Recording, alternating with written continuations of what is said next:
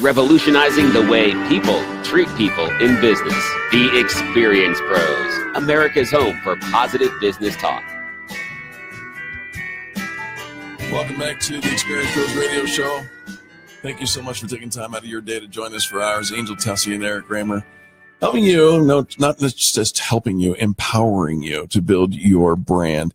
And this program got its start with the concept of extreme customer service and being the experience in the title of Experience Pros, our company and this radio show.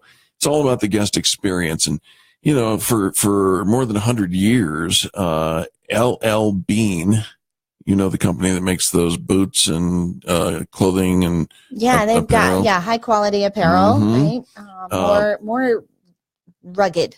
Yeah, right. And their return policy, because they're confident in the product that they make and understand their customer, their return policy has historically been return any product anytime for any reason, no questions asked. Right, which is, and when you talk about a return policy, I have discontinued shopping at different locations because their policy is a little challenging. Yeah. There's a retailer here in town. You've got 30 days to return it, which seems like that should be plenty of time. Sure.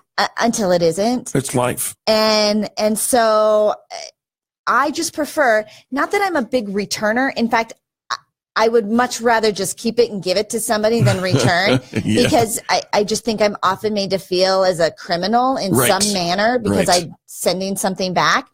And so when you've got a company that cares about their customers so much, return it. No questions asked. Absolutely. I love doing business with people like that. Right. But I get, because I've been on the other side and I'm an entrepreneur and I get where that's coming from. But I also know on the flip side of how easily that can be taken advantage of. Yep. How people who have absolutely no business returning something feel entitled to a refund that, you know, they go to a garage sale and they buy something used and then take it back. Like, no. Yeah. Well, we'll stay focused on the topic at hand. L.L.Bean, legendary return service. Jonathan Steinman wrote an article in Inc.com that kind of gives us a little heads up. He says 3 lessons you can learn from L.L.Bean's change. Well, they had to make, I don't know if they had to. They decided to recently make a change because not only did their return policy create fanatic customer loyalty, Absolutely. which was the goal. Yep. Fanatic customer loyalty. It was also abused. And so their chairman now says they will accept returns within 1 year with proof of purchase. Right. And if it's defective, they will work with you to reach a fair solution. So they've had to put, because dang it, people, and this is it, like one bad apple spoils the whole bunch, right? Sure. Somebody finds out, oh, look, I can order a sign on the internet and take my peacock onto the airport as an emotional support animal. Wait right? a minute, peacock? Or whatever, right? Where there are people that really need that service. Everybody's found out, if I ask for a wheelchair, I can board in front of everybody else, even though I have no real legitimate reason to have to be pre-boarding. Sure. I'm sorry. You've got Angel is, you hit a hot button for me. Good, because you're actually underscoring the very issue.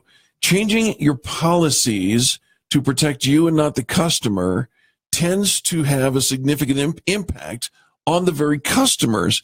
And here's what Jonathan Steinman says. There are 3 things that we can learn from this situation and may need to do a little heads up and listen to what's going on. The first thing is they researched 9 competitors and looked at the length of their return window, with the exceptions made for damaged goods, whether they charged for return or shipping or restocking. And here's what they learned. 60-day return policy is more than generous on many of the competitors. Some offered 60, 90, or even 365-day return policies, but most offered 30 days or less. So a year seems to be a generous window of opportunity. I do agree that right? a year is still a generous, and proof of purchase is not too much to ask. It is not too much to ask, mostly because it's all bought electronically. There is a paper trail somewhere. You don't have to keep track of your little receipts. That's exactly right. The second thing that they learned is to empower their employees. Many competitors gave customer service agents significant discretion to offer refunds for damaged products. By contrast, our agents were only empowered to enforce that 60-day window, right? So, again, enabling your agents to use discretion, but give them guidance to make consistent decisions. And it is that consistency that is key to great customer service. Because if you do one thing for one person and you don't, and it's different, then not only does it get challenging for your employees, your staff, like, what do I do here? And then they're always questioning and we did it like this last time. Can we do it like this time? And so creating that consistent model empowers the employees to make good decisions, strong decisions. Which keeps the guest happy. Right? Because if you're wishy-washy and wavering and I don't know what we're going to do here. Let me put you on hold. I got to ask somebody. I got to figure stuff out. I got to get out my calculator. Nay. All right. Just know your policies and deliver them consistently. And the third step to this, and this is probably the one that Angel and I would bang the drum loudest on, is you need to be aware of 3 letters, LVC. And this stands for the lifetime value of your customer. Assess the impact to your bottom line when considering a return on something. If a return allows a person to stay engaged with us, assess the lifetime value, the LVC, of your customer, and say, if I give back $20 today, are they likely to stay with me for another year and or more, 7 years, whatever the lifetime value is? And, is it worthwhile?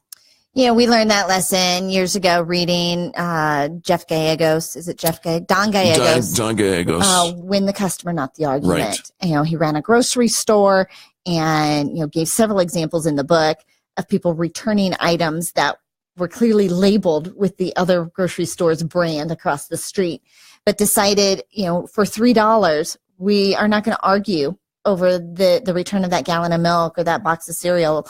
We're going to win the customer. And so in all of the policies, how do we win the customer? That's exactly right. That should be our first and foremost thought. And I really think that the CEO of L.L.Bean is making a decision that's going to be good for the company in the long term. And will there be some bumps along the way in the short term? I think their fanatic loyal fans will still be fanatic, and those that were not gaming the system, bye-bye. They'll buy their boots somewhere else. We'll be back right after these messages and the top of the hour news. This is the Experience Pros Network. You're listening to the Experience Pros Radio Show, America's home for